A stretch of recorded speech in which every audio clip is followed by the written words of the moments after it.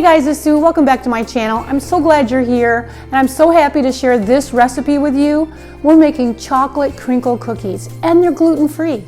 They're so good. They have that chocolatey brownie flavor with that little thin crust on top. I think you're really gonna love these. They're simple, they're good. You're gonna wanna make them. Check it out.